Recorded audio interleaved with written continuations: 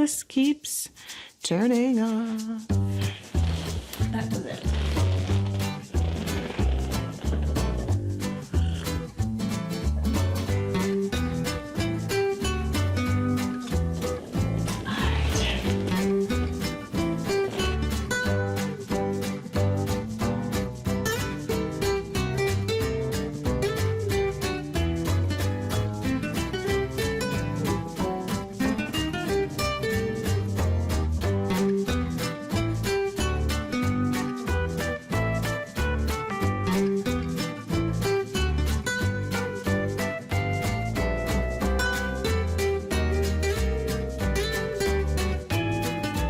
Hello and welcome to Rosberry Crafts. This is episode 6. Today I have what am I wearing, finished objects, works in progress, and next on the needles, and questions. Today is a very snowy day outside. The snow has finally arrived. It is sticking to the ground. The clouds have sucked us in. It's very gray. But lucky for me, I have some new lights. So I've got some LED lights that attach to my whole setup, and they seem to be working pretty well. We'll see how this video turns out.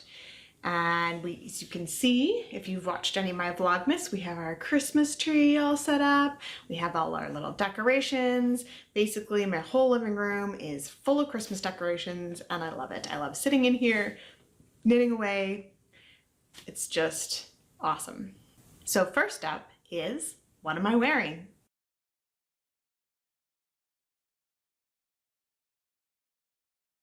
Today, I'm wearing two things, and I want to talk a little about what I wore yesterday too. So yesterday I had an event that I had to do at the school where I knew I'd have to be outside because we're not allowed to be inside because of COVID, blah, blah, blah. So I wore my Advent socks from the Cozy Knitter from 2018, and I wore my leg warmers over my leggings, and then I had some nice warm boots on, and I wore my fingerless mitts from Knox Mountain Knit Co. And I can't remember the name, but I will put it down here, along with everything else that I talk about today will be in the show notes right below. And then I wore my Katie's hat, Katie's toque, the colorwork hat that I knit over the summer. And I didn't get pictures of any of these, but I was so warm that I took off my jacket. Kept all the knitwear on, but I had to take off my jacket outside. It's crazy. So that's what I wore yesterday, and I should have taken a picture of all of it, but I was so busy I just didn't. Today I am wearing my Goth Kitty socks, which I think I talked about last week as well, and they're so super soft and warm. I just love them. And the one you can see is my Lalo shawl. Bleh.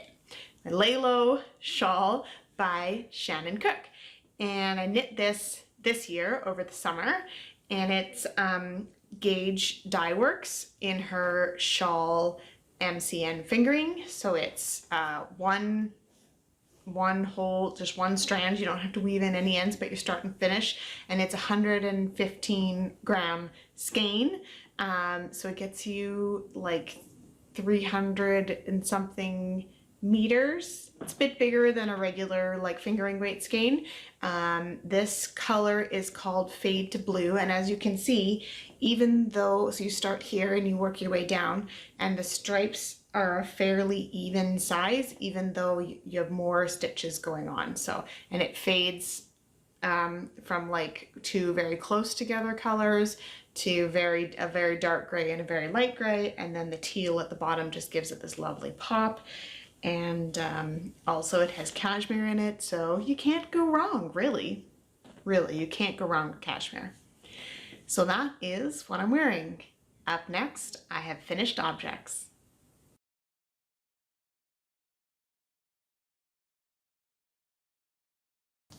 Today, I have 2 finished objects. I know, right? First up is a long-standing work in progress that I finally got my act together, got my husband's help, and finished the eyes. So I was able to finish knitting Marley. So this is the Guardians of Good Energy Elf by Susan Claudino, and I will link to the pattern. It is super cute. I did a worsted weight held together version. So this is a little bit bigger than I think the original is, but I love her. Her head is a bit wobbly, but that's okay. We'll just pinch it there. Yeah, she's super cute. Her name is Marley. The kids decided for sure her name is Marley. I love the little like point at the top of her head and all the fun colors. And this is just done in scraps that I had. Some of it's Cascade 220 and some of it's other stuff that I had. I don't think I'm gonna put a mouth on her, because I just think with the busyness of the marling, you're just not gonna see it. Hopefully you can see the eyeballs there, because that took me forever. And yeah, she is done. And she's gonna sit next to all my knitting, and I'm going to put her in all of the pictures for my Down Cellar Studio Pigskin Party 2020. So she is my mascot, and somebody else on my team, which is called the Marled Monsters, made a mascot. So yeah, I'm gonna, and a couple other people did too, I'm gonna put her in all of my finished object pictures. So it's a nice little representation of, you know, that what year it was and the team. And I love how this pattern worked out. It was super easy to follow everything. Like she has you put little pearl stitches where the eyes go, so when you go to put them in later, you just right in, you don't even have to guess or anything. She's just the awesome pattern, super fun knit, and I think that my kids will I will find her in their rooms because she's super cute. My second finished object I can't show you because my husband is currently wearing them. I finished his schoolhouse socks. These are a mustache yarn in the Sorting Hat colorway, and that's a Harry Potter colorway. So it's got small stripe, big stripe, small stripe of the colors from each house, and then it goes along. I will put a picture in right here.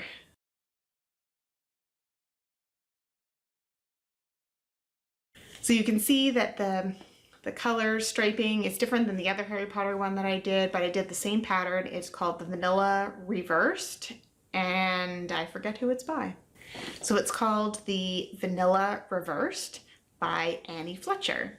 And this was like the pattern, she has a bunch of the vanilla ones, and he really likes the way that they fit his foot, and these ones fit perfect, and I just love, love, love them, and he loves them because he's wearing them for the second day already. So these were the socks that I was doing for my local, not so local online knitting group, and I won, guys. I was first. That's never happened. I'm not usually a fast knitter, but I really focused on this project and got it done. My husband's super appreciative of the socks, and I am super appreciative of the little competition. It was fun to kind of, you know, see where everyone was at, kind of guess like, ooh, are they doing this? Are they doing that? And we all had some frustrations along the way where we had to rip back and knit more and redo something, and yeah, so that was a fun little thing, and we're going to try and do it more often because it is super fun. That is it for finished objects. All right, next up is works in progress.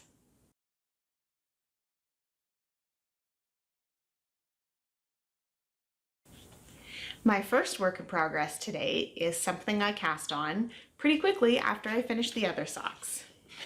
Haven't worked on it a ton, but here it is. It's a sock for me. Yay! Just starting the blue again. I love, love, love this teal. Her colors are amazing.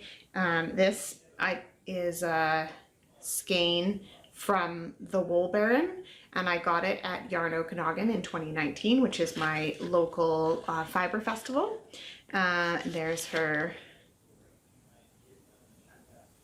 So she is on Etsy. thewoolbaron.etsy.com, and she's on Instagram as The Wool Baron. And this color is called New Recruit.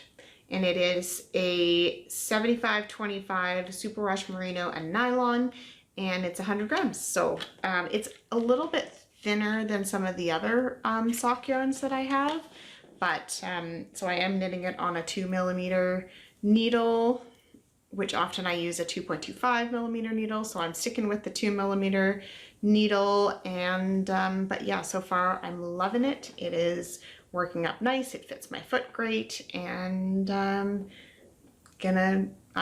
haven't decided what pattern I'm gonna use yet. I was thinking that I might do the vanilla reversed, which is the pattern I use for my husband's socks, but I really like the OMG heel, yeah, I can't decide, guys. I can't decide because they both fit, sorta, I think. I'll have to think about it. I'll have to think about it. Anyway, so that's those socks for me. And I have one more work in progress for you. I've been talking about it a lot, and I've shown you the yarn a couple times, and now I have made some really good progress on this.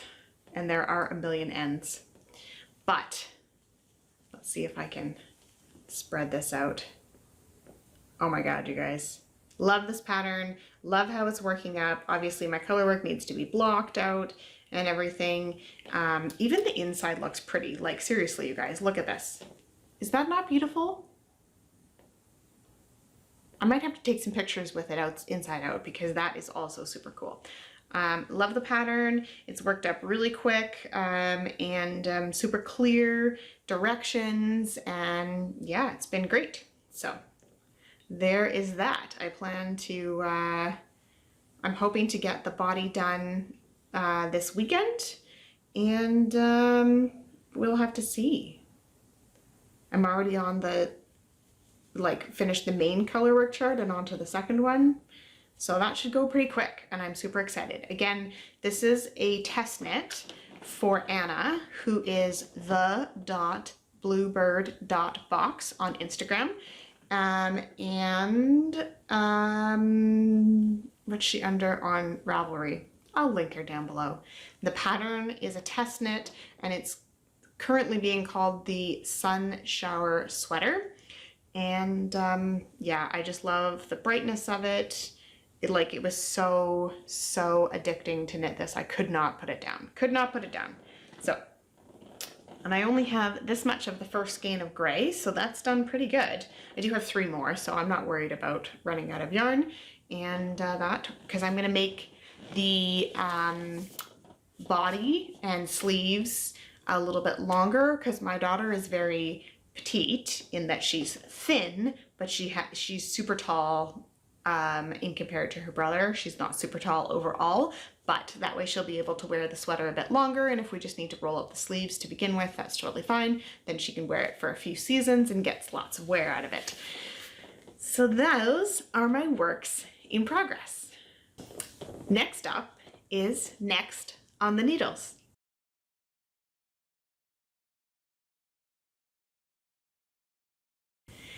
All right, next on the needles is a very short, hopefully short story. So my husband works at a local university, and one of his co-workers has recently been diagnosed with breast cancer, and it's already in stage 3, which is pretty bad. So she is on medical leave. She's not starting her chemo for, I think, another month, but I wanted to make her a couple hats that she could wear when she loses all her hair, and maybe a cowl. I don't know.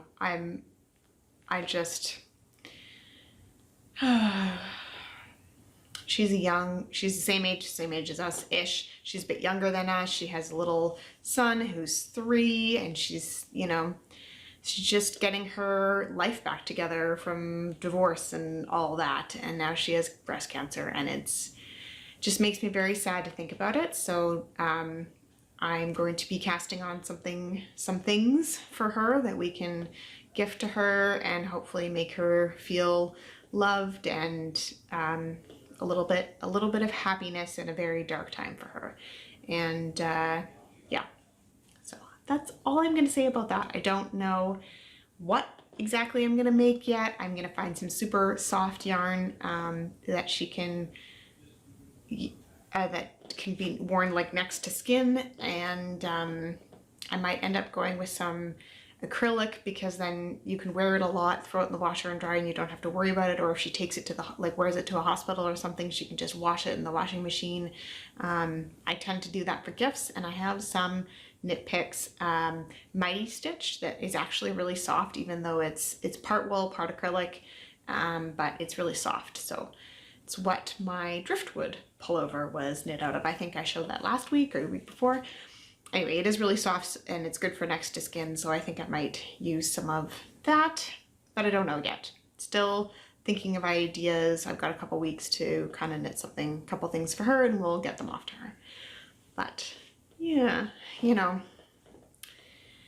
it's just tough. The last segment for today is questions.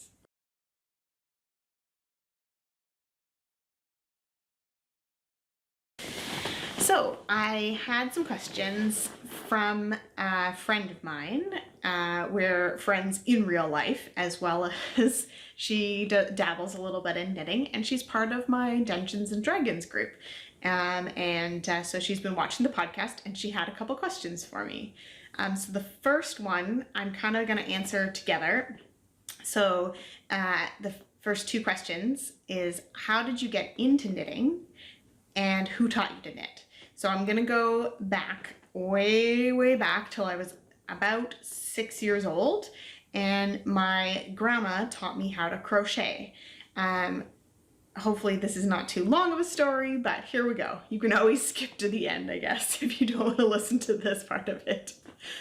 So when I was about 6, my mom worked as a teacher in a different town that was about 45 minutes drive from where we lived. And my grandma lived in the town where my mom taught. So any days where we had a professional day and she didn't, and she had to work, or if we were sick and we could still travel or whatever, we would drive with my mom to this other town where my grandma lived, and she would drop us off at grandma's house, and then she would go off and teach for the day, and then she'd come back and pick us up and we'd drive home.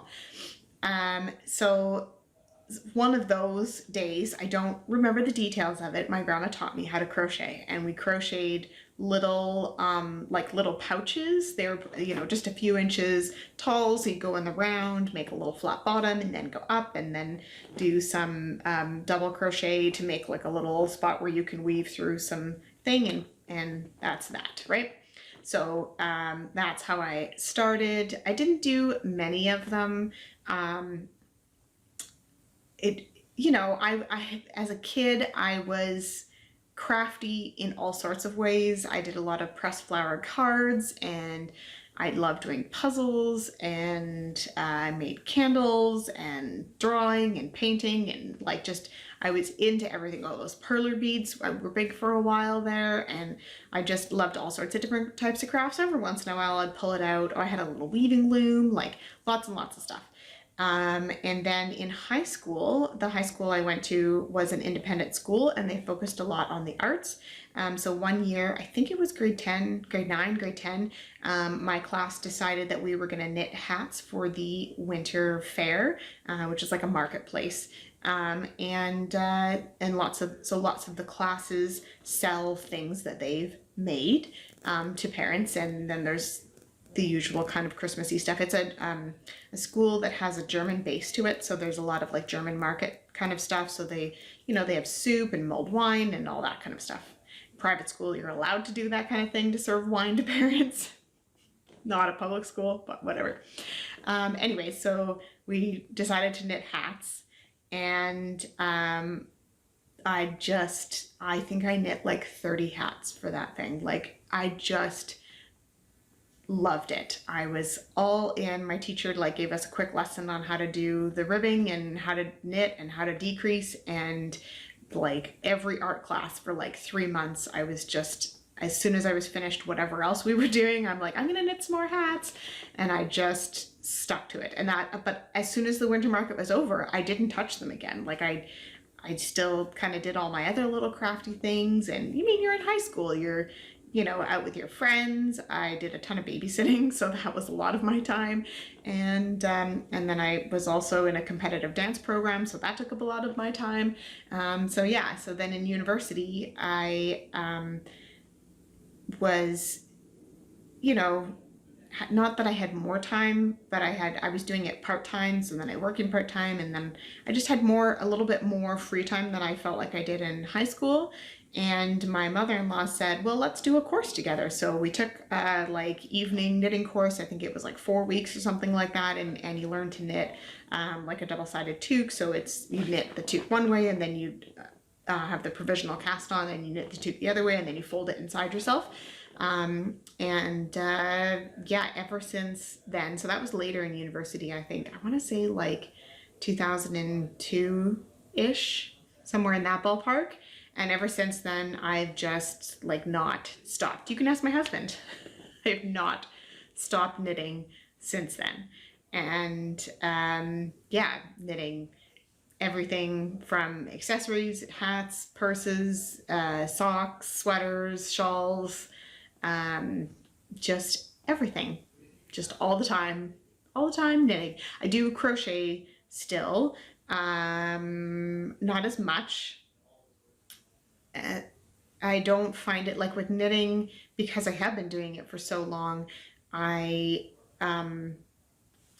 can do it without looking if it's a simple pattern, like if it's like a 2x2 rib or just stockinette or whatever, or just purling. Like I can mostly do all of that without looking. So it's just like, it's the thing that I do to keep my hands busy while I'm watching TV or on a Zoom meeting or hanging out for a Sunday afternoon or whatever. Like it's always around, it's always in my house, and it's always just ready. I always have something that's like a simple project that I can just pick up and knit, and then I have like a more complicated project that I need like a little bit more focus on, like this colorwork sweater that I'm working on.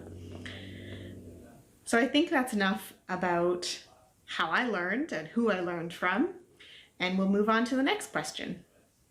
The next question is, what is your best recommendation for making letters in knitted items? So this is a more complicated question, but I have a couple answers for you. One, it depends on what you're knitting. If, for example, you were knitting a hat in the round, then I would use the Fair Isle technique, which is what I'm doing here. So you hold the two yarns, and one would be your base color and one would be the letters. I knit a Star Wars toque for The Force Awakens, and my son has one and my husband has one, and I'll put a picture in right here. So that was knit in the round, and that's a Fair Isle technique. So you hold the two yarns at the same time, and then the yarn gets looped behind like that. The other technique is if you're knitting something flat, you can use and I never say it right, interstar technique. So you would still use the two yarns. So you would knit, especially if you're doing like, there's just like a block in the middle of like a big garment, like the front of a sweater, and you wanted to put a letter on it. You would knit across till you hit that, and then you would switch to the other yarn and then switch back to the other yarn, and you kind of twist them in between so that they kind of stay snug, and then you would knit back across and using that yarn again. And if you had, like, let's say you were doing multiple letters, you would have a ball of yarn for each of those letters, even if it's the same color. That way it each kind of letter gets its own little kind of color that way, so they're kind of more blocked out. The last thing it can do, a technique that I know that I haven't used very often, is called duplicate stitch. And basically what you do is you sew in the contrast color for the letter over top of where the knitting is. So there you have your knit stitches, and you would sew over top of this one, and then like that. So you'd get the little V's, and you would sew the yarn in over top. So then you, in the same way that you would see the knit stitch, and there's tons of tutorials out there. I can try and find one. So if you would, so you basically you would knit it flat and then you would sew in over top to create the letters. So those are the 3 ways that I know to do it. I will be doing some duplicate stitch coming up. I have a little announcement at the end. I think, wait, did I talk about it last time? I think I talked about it last time. So this segues nicely into the chatty part of the episode. So on Christmas Eve, which is December 24th, I'm going to be hosting a knit along, and we're going to be knitting some socks. I am going to be knitting the Twinkle socks from Gauge Dye Works. Hopefully it arrives by then. It has been shipped out, so that's hopeful. And the pattern that I'm going to be using is from Andrea Rangel, and it's the Sax Point socks. And she updated the pattern to have a Christmas light version. And so basically you knit with the beige and the black in the color work of the like strand of lights, and then you duplicate stitch the actual knit stitches over it for the colors of the lights. So that way you don't have to be holding 3 yarns at once or many yarns at once and just having one little stitch here and there. So then you can duplicate stitch over them. So that is what I will be doing for that. And then the rest of the sock is knit in her self-striping, and I'm super, super excited for it. So that will be lots of fun. And for this knit along, you can knit what I'm knitting. You can knit another pair of socks. Basically, it's going to be cast on a pair of socks on December 24th. I am going to try and do a little live Zoom meetup kind of drop-in thing at some point on the 24th. I haven't picked the time yet because I need to figure out exactly what our plans are for that day. But I would love if you would drop into the little Zoom and have a little knit with me. And it will be drop-in, so you don't have to, you can just pop in and say hi. You can stay for the whole time. It'll probably be like half an hour to an hour long, so it won't be super long, but it will be super fun to see what everyone's working on and kind of get to know everyone who's watching the channel. So if you'd like to, even if you're not starting a sock on the 24th, if you'd like to just pop in and you know, chit chat with me, that would be great. So I'll post all the links on my Ravelry group, which I have a Ravelry group now, and I have to remember to post things in there. So you can find all the details there, and I will update it with the Zoom link and all of that kind of stuff when you, for the 24th. So we've got a couple weeks still to plan out what you're gonna do, and I'll probably run this till sometime in February, just to give people time to finish their socks, and then I might host a little, we'll see if there's a little giveaway at the end. I don't know. Or we might just do it as fun. Maybe just fun. Just for fun. Cast on some socks. So I think that's it for today. I hope you enjoyed this episode, and I hope you have been enjoying my little Vlogmas episodes. There are a ton of Vlogmas people out there, and I'm enjoying watching little snippets of everyone's lives. So you get a little bit more peek into my life than just the episode of me just sitting here talking to you guys. And but it's been super fun. It's a bit of a challenge, so I haven't been uploading a video every day. I've kind of been combining them in. It's a lot of work to edit them, more than I thought, and it's also some days I just don't feel like there's enough content. Like, it's just me talking to the camera for 30 seconds and that's it, and I don't really know that that's enough to upload for one day. So I've been combining a few of the days here and there, and yeah, hopefully this weekend we'll have some fun stuff to put in the vlog. If not, we'll see you next episode in a couple weeks. Bye!